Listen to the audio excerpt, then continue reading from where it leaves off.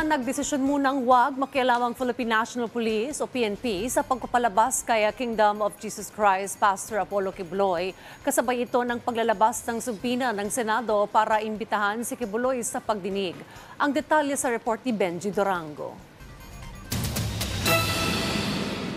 Dumidistansya pa ang Philippine National Police sa pagpapalutang sa pinuno ng Kingdom of Jesus Christ na si Pastor Apollo C. Quiboloy.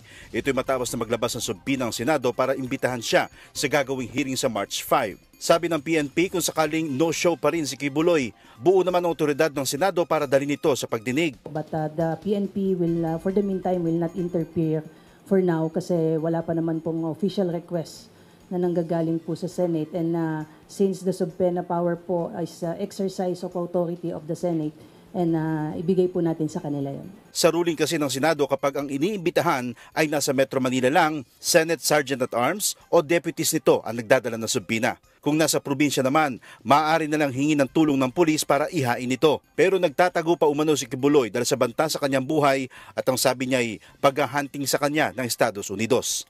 Kahit mukha ko, hindi ko pwedeng ipakita sa inyo.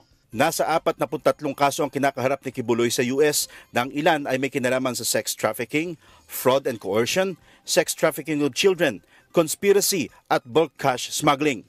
Wala pa man siyang kaso dito sa Pilipinas, gusto na siyang imbestigahan ng Senado. Kaya lang ang tanong, sisipot nga ba siya? Ako po ay sinasaktan sa lahat ng paraan ng mga false accusation, false allegations, na ayaw naman nilang pumunta sa korte.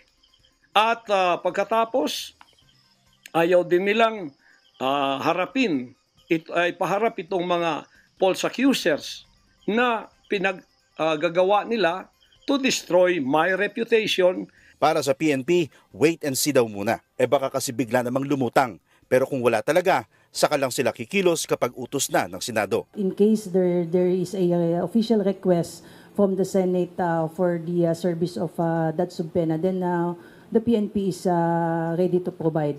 That is the same case also pag kami mga other process naman po na inire-request po ang Congress po, nag-a-assist po ang PNP. Sabi naman ni Quiboloy, nakikipagsabwatan umano sa US ang Pilipinas para mapabagsak siya, bagay na itinatanggi ng PNP. Entitled po siya sa kanya pong opinion. Hindi natin alam kung saan po siya nakakakuha ng mga information na like that po. But on the part of the PNP, we categorically deny any knowledge doon sa sinasabi po niyang sabwatan. The PNP remain focused po sa ating mandate. Benji Durango para sa Pambansang TV sa Bagong Pilipinas.